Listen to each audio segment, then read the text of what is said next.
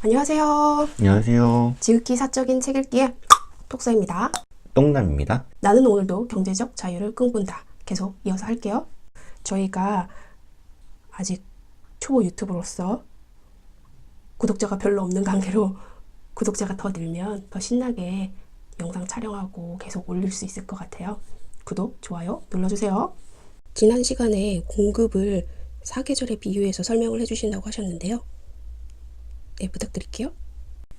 부동산을 사계절로 표현할 수 있다고 합니다. 봄을 보시면 집값은 계속 하락하는데 전셋값은 오르는 국면입니다. 수도권의 경우 집값은 떨어지고 전셋값은 오르던 2010년에서 2013년 무렵을 생각하시면 됩니다. 매매가는 떨어지는데 전세가는 계속 올라서 결국에는 매매가와 전세가가 차이가 별로 없게 되는 거군요. 맞습니다. 이걸 봄으로 표현을 했고요. 여름을 보면 본격적인 상승이 시작되는 것입니다. 전세가가 오르다가 매매가의 턱 밑까지 차오르면서 전세가와 매매가가 거의 같아지면서 함께 오르는 현상이 발생합니다. 가을이 되면 매매가와 전세가가 다른 움직임을 보이는데요. 이 시기에 전세가의 상승은 멈추지만 때로는 하락하지만 매매가는 뒤늦게 합류한 실수요자와 투자자들까지 가세에 크게 상승하게 됩니다.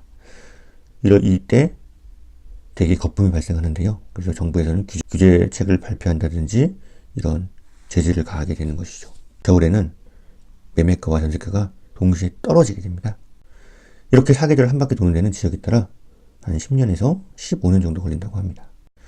중요한 것은 사계절이 지역에 따라 다르게 순환되는 것이죠. 같은 시점에도 어떤 지역은 봄이고 어느 지역은 가을이나 겨울입니다.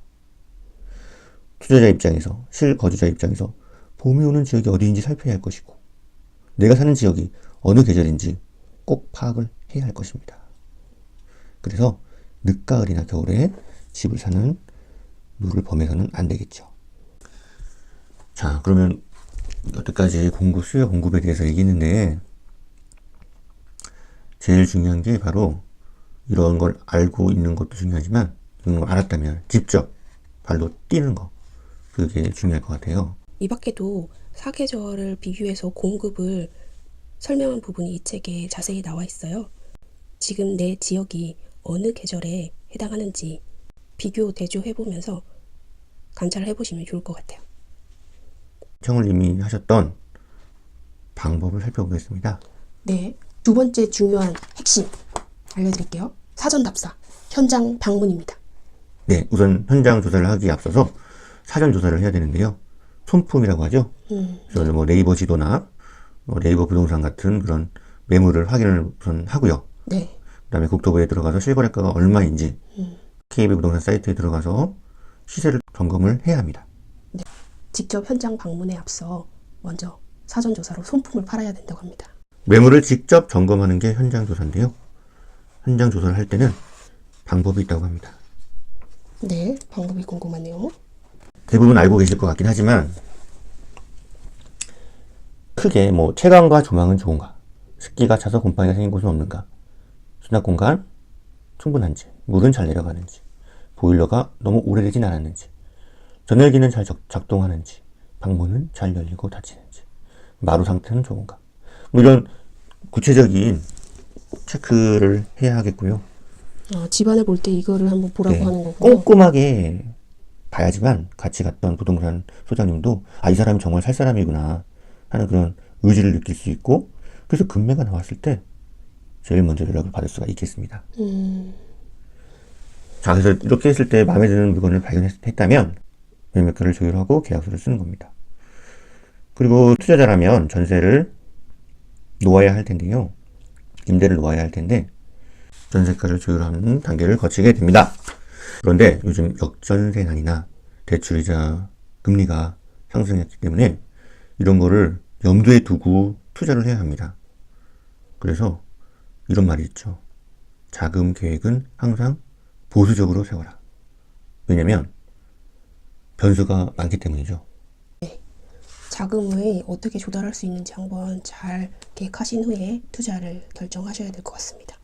네.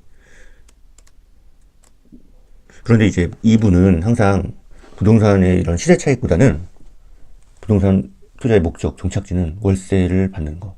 월세를 통해서 고정적으로 매월 얼마씩. 매월, 예, 그래서 현금 흐름을 확보하는 거.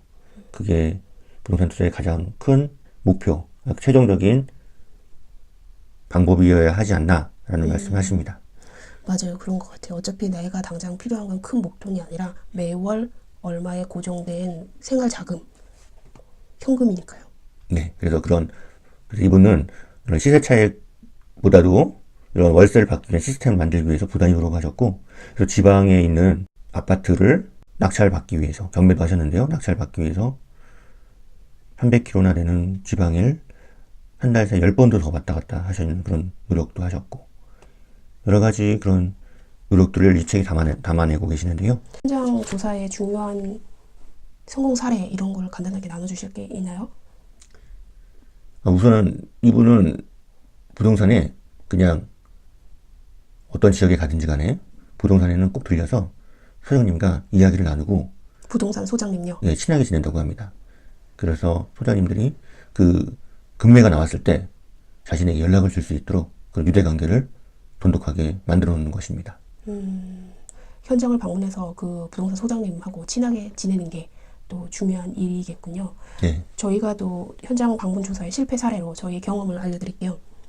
아까 청울리님도 채광, 조망 이걸 체크하라고 나온 게 있는데요. 저희가 이제 밤에 가서 집을 구경을 했죠.